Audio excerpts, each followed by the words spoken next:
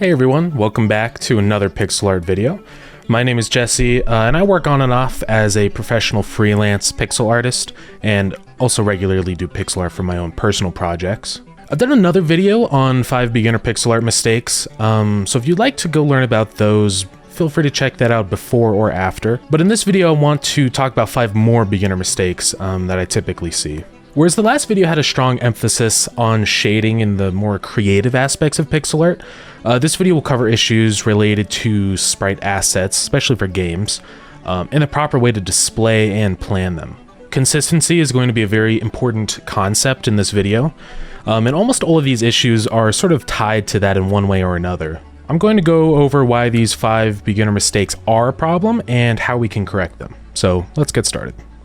So the first point in this video is inconsistent proportions. This is another thing I see a lot. Sometimes it's easy to start working on a sprite and then you realize once you place it into your game or scene that it's way bigger or smaller in comparison to the rest of your sprites, and it sort of throws off the whole look of everything. Yeah, it's very important for larger projects and scenes, especially for games where you have maybe tens or even hundreds of different sprite assets. Having a consistent proportion between all of those is really important for making it feel like a real space versus just pasting a bunch of sprites onto a screen. So as you can see in this example here, these are 2 different sprites that I've drawn before. On the left we have a bookshelf and then a chair. Now this chair, right off the bat, it probably seems a little big in comparison to this bookshelf. And so having this mismatch of proportions can cause some issues. First off, if you have a character interacting in the scene, especially for a game, it won't look right. The character will either have to be too small or too big for some of the different objects in the scene, and that's not what we want. So in this case, we want to change the scale of this chair because it's clearly too big. The way that I like to go about this is maintaining a proper proportion between objects is by having a standard reference. And so here in this layer, I have basically a rectangle that represents the size of the player character in this world. And so next to the bookshelf, that looks like a nice proper size, but clearly to the chair is a little bit too big for this character. So we're going to go ahead and correct that. We're going to take this chair and we're going to shrink it down so it's a more reasonable scale. And I think right about there is looking pretty decent. Obviously you can modify this as you go. But yeah, I think we're gonna stick with that scale. All we have to do now is sort of clean up this sprite a bit, because obviously when you rescale pixel art, you tend to run into some artifacting, and so we have to go through and fix that, especially with the outlines here. In this case, the artifacting was not too bad, and so I only have to make a few minor changes here to the outline, some of these pixels here, and that's looking pretty good. So clearly we can see that this object is now in proportion, and that's going to look much more cohesive in a scene or pixel art game. Now obviously, the proportions don't always have to be exactly realistic, especially with a more cartoony style or aesthetic. You can sort of have some more leeway with that. The only thing I would say though is that if you do go for a more cartoony proportion, make sure that you create a rule set and you stick with that rule set. It's fine to have unrealistic proportions, but you have to be consistent with them. I think using a reference in your scene is great, but another reason why, sort of more of the source of why this tends to happen sometimes, is that when you define a sprite resolution, for example, we have a size of 32 by 64 here for this bookshelf, sometimes you feel the need to fill out that entire size. And so with this chair, we are not filling out that entire space. We're keeping it confined down here to the bottom. So don't always feel like you have to fill the whole space. If we did fill the whole space with this chair, then we're right back at our initial problem, which is that this chair is way too big in comparison to this bookshelf. And another thing is you don't need to be afraid of using different resolutions for different objects. Obviously you can stick with the standard size. You can stick with 32 by 64. It's a nice convenient factor of 2. But if it really helps you to keep things from proportions, you can make this smaller. We can say we're going to go ahead and limit it to this size instead. And so now this acts as our canvas size for this object. And that's a completely valid way of doing it too. It really just depends on what works best for you. And I covered changing pixel sizes for different objects a little bit in the next point later on. But yeah. So if you've watched any other pixel art beginner mistakes video, you've probably already heard this 1,000 times, but I didn't really feel like this was a complete tutorial if I didn't bring this up at least once. And so that is image scaling. So the thing with pixel art is that it's a bunch of individual pixels, and pixels can only be one pixel. And so sometimes when you scale that up, if you don't scale it up on an integer multiple, you get these half pixels. And so here you can see the scaling it up by 1.5 times causes some strange issues. For example, you can see some of the outlines here are thicker. You have these big chunks of pixels here where I'm selecting. It just causes a lot of strange artifacting. And so whenever you're scaling up your pixel art, you always want to try to scale it up by factor of an integer. So that can be scaling up 2 times, 3 times, 4 times. It doesn't really matter the exact amount.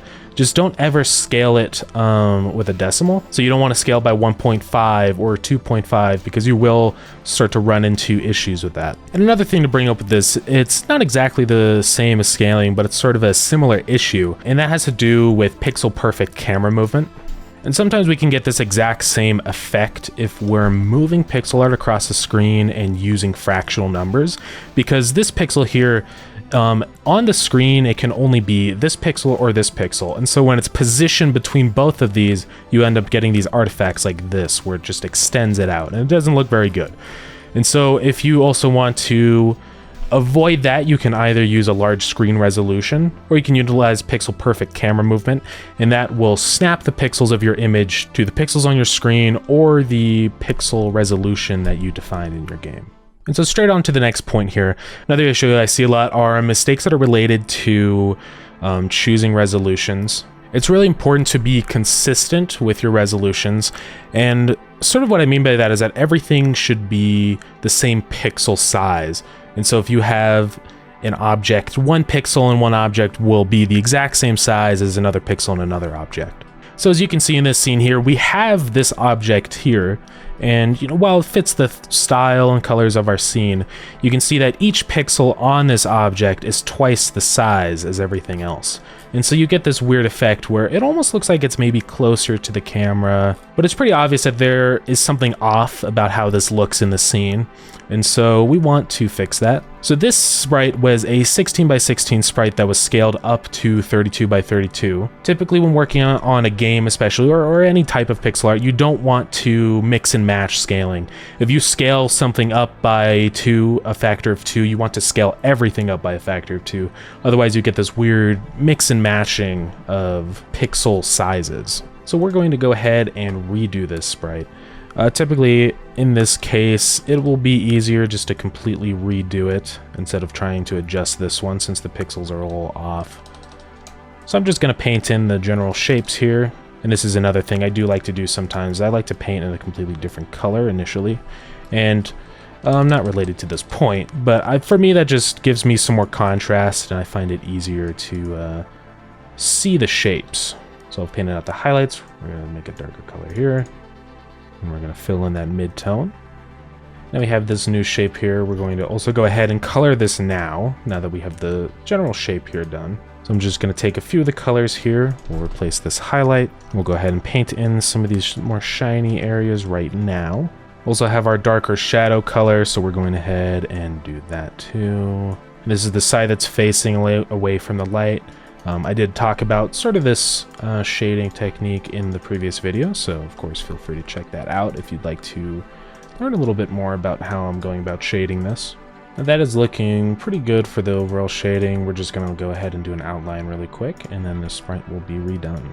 And for environmental objects like this, what I like to do is for the bottom outline, I like to make it just a darker color of the image, and so it looks like it sort of meshes into the scene a little bit.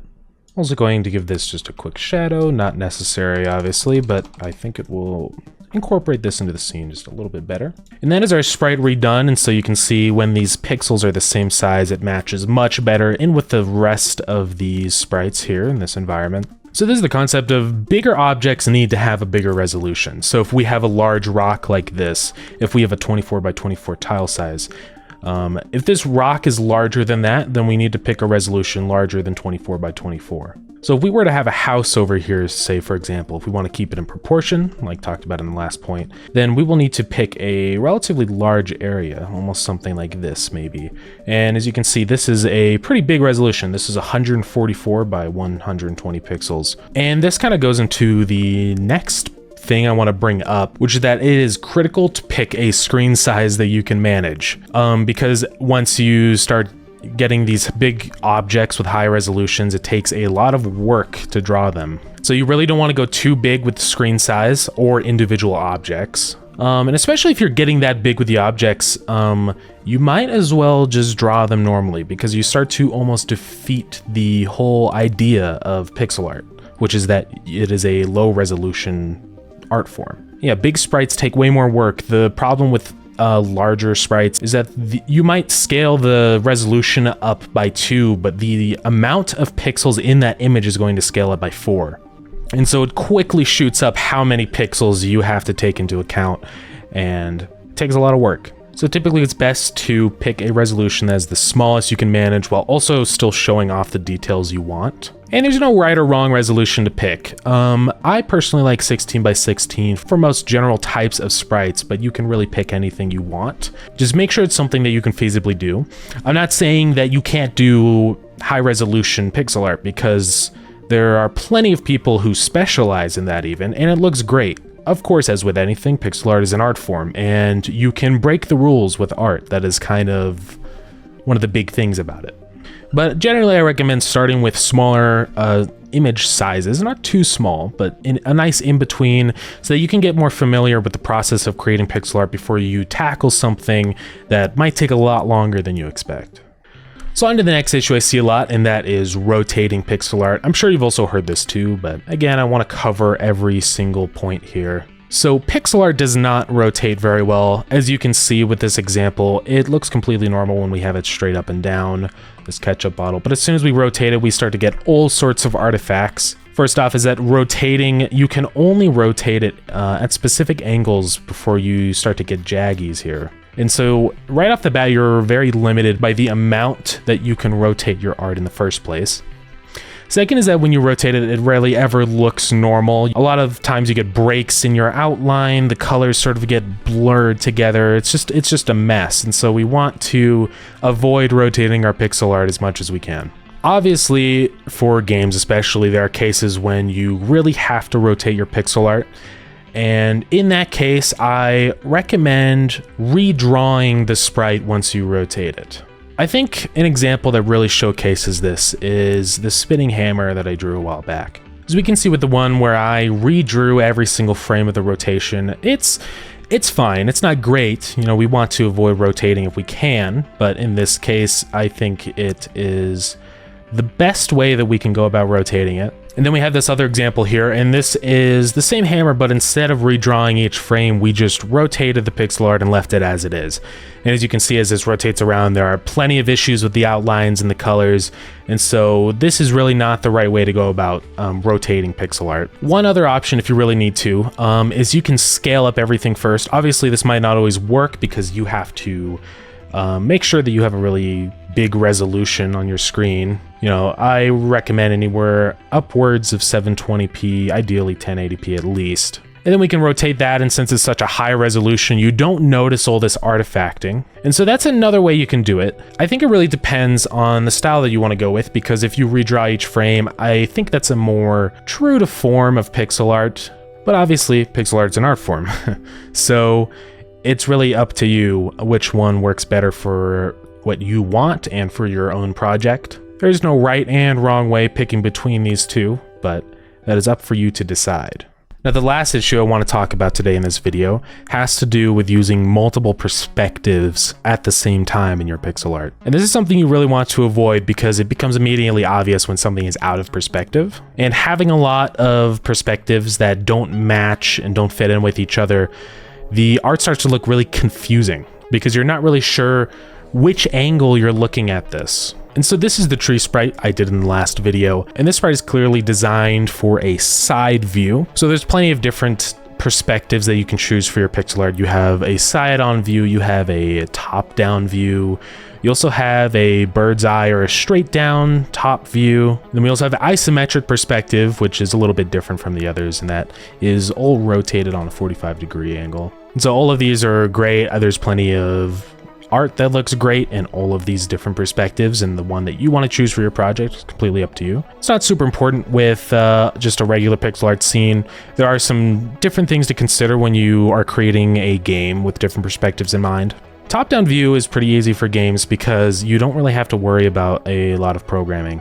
You don't have to worry about implementing a gravity system, and the movement code is really simple. You just have to move left, right, up, and down. Of course, there's some other things to take into consideration, though. You have to deal with depth sorting, and so that's something you will have to do. And sometimes the player can get obscured behind objects, and so that's another thing to consider. But talking about perspectives in games, that could be its completely own video. Back on topic, you want to pick a perspective and you want to stick with it. Do not mix perspectives. So anyways, this tree, we're going to fix the perspective of this tree so it looks a little bit better.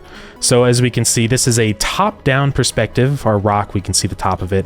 We're essentially looking down at this at a 45-degree angle. And so this at the bottom of this tree where it's just cut off like this, that doesn't look quite right because we would be able to see these roots going out from the tree a little bit better. So we're going to go ahead and add that in now. Now, obviously, it's not ideal to retrofit these sprites into your game.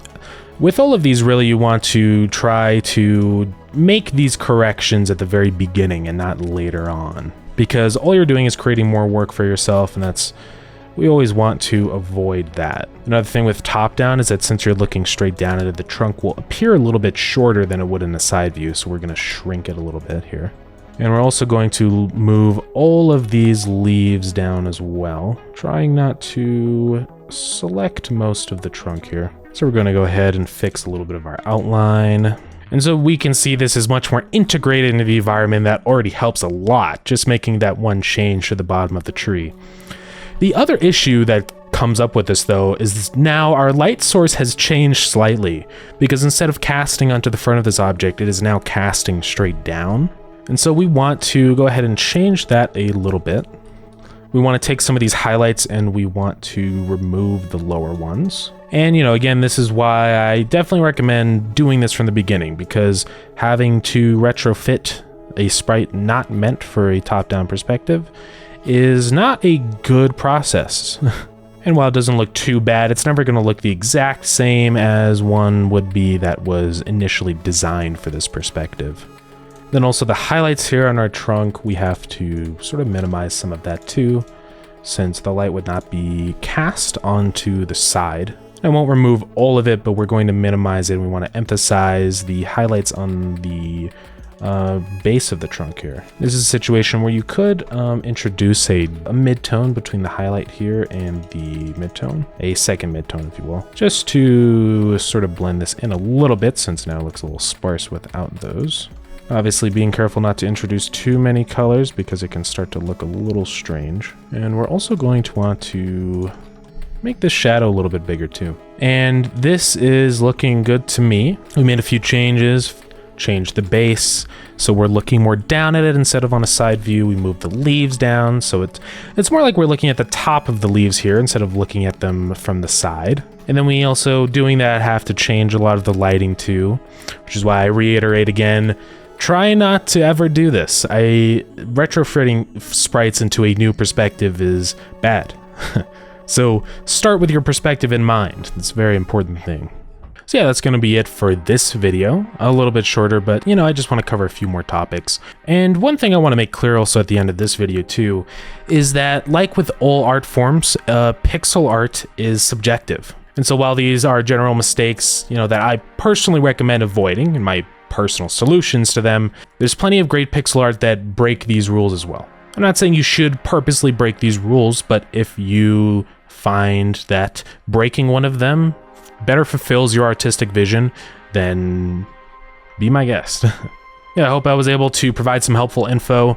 Avoiding these issues should help you display your pixel art in the most appealing way possible. We're going through all the effort of drawing these sprites out, and so understanding how to display them properly is pretty important. Yeah, I'm planning on making another video, pixel art video about animation in the future, so be sure to catch that one if that's something you're interested in. Feel free to subscribe, turn on notifications. Yeah, thank you for watching, and I will see all of you in the next video.